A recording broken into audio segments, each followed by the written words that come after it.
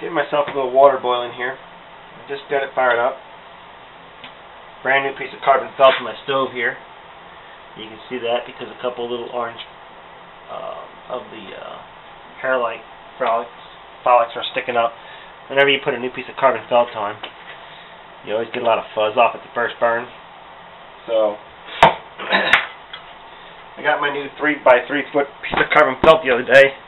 Cut off a foot of it, and I've already used up that much of it there, and all these little holes, just because I've been waiting for so long to finish up a couple stoves here.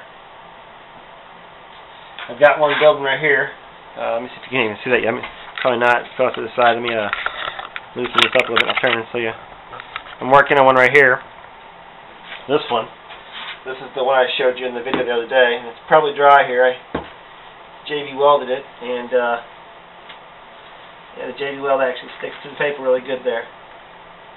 Great, it stuck perfectly. Gotta peel that out of there, but it's about dry now. I can probably pick it up. I had that on there because I had this all JV welded, and it started falling apart on me.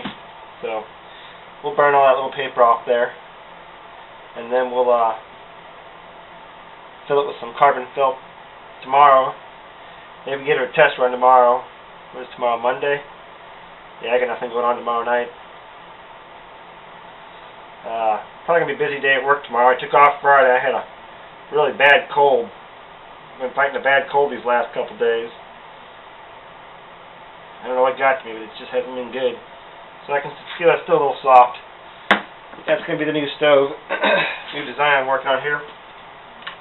Going to put carbon felt inside here, and then some rings on top of there, you know, like I've been doing before, just like that. It's a little tall. Let's see it next to the other stove there. Yeah, it's going to be a little tall. So we'll see. I don't know if I'm going to like it or not. It's just an experiment to see how having the hose come up through a metal pipe in the center there.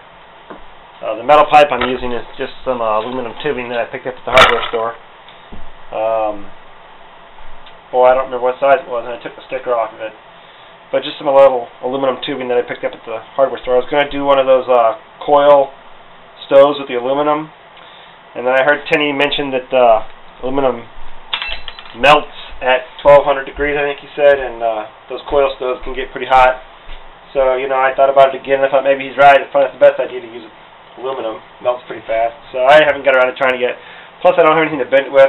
I saw a video from a guy who froze some, and I don't remember who it was. I wish I could remember who it was.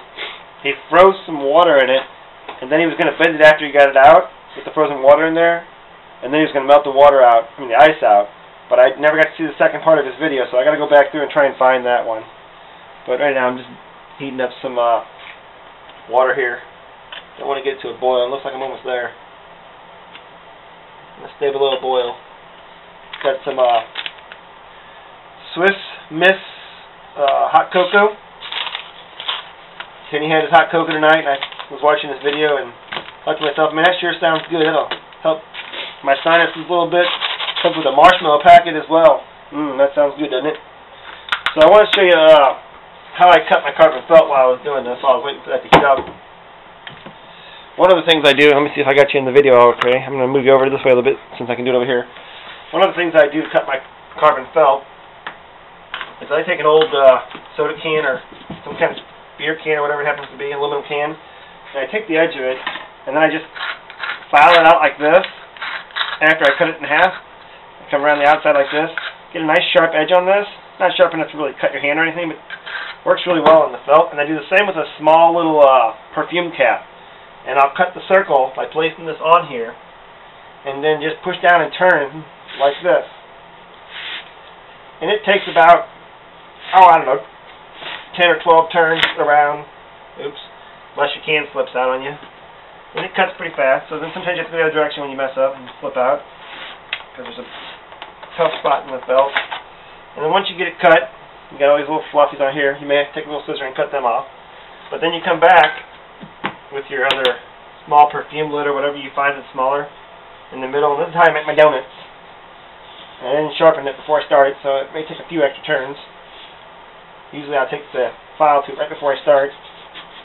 Towards the end, I just look at the bottom, keep twisting. I got a wooden workbench here that I'm working on. And that's it. That's how I make my donuts for my stoves. And that gets them going. Let me look at my water real quick before we get going too far. Oh yeah, we're right about there. I'm going to go ahead and add my cocoa to my water here before it gets too hot. The stove does a good job of bringing water to a boil quick. Shut this off here. Yeah. And that was only about a half a cup of water. It wasn't that much really. So, actually I think it was 3/4 a cup of water. Yeah, 3/4 a cup of water is what it called for. So that's what we have in here, is 3/4 a cup of water.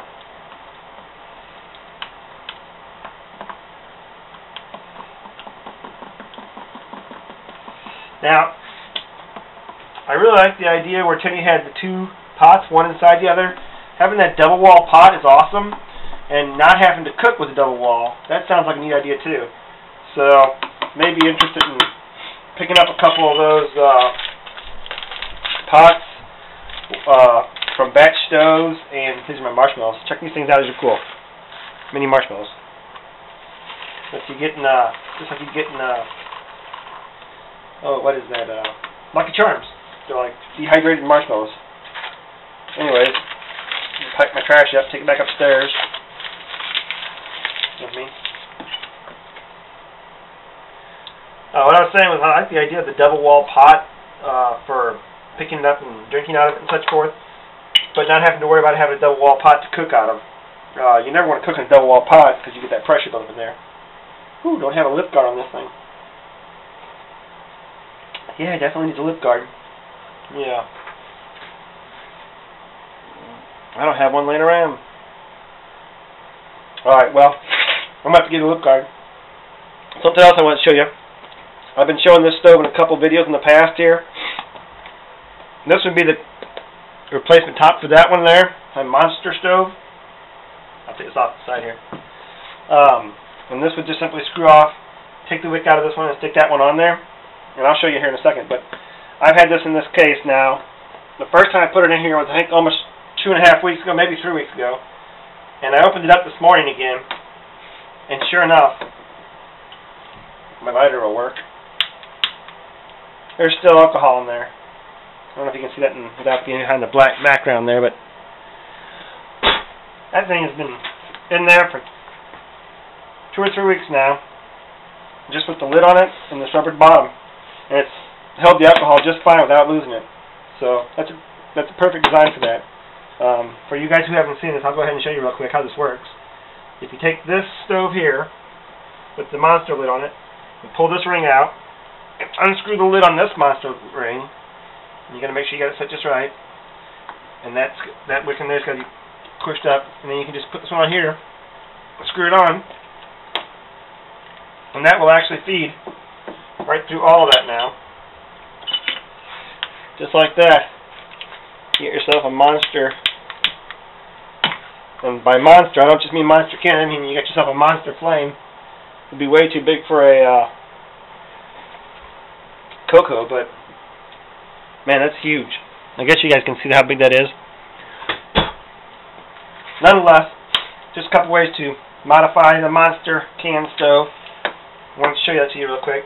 I'm going to go ahead and put my regular wick back in here, the one I use for most everything I do. This thing's plenty big for most of the stuff I'm cooking, but every once in a while I want to have that huge size one for a bigger pot. Alright, that's all I had for tonight. Enjoy my cocoa. You guys have a great night.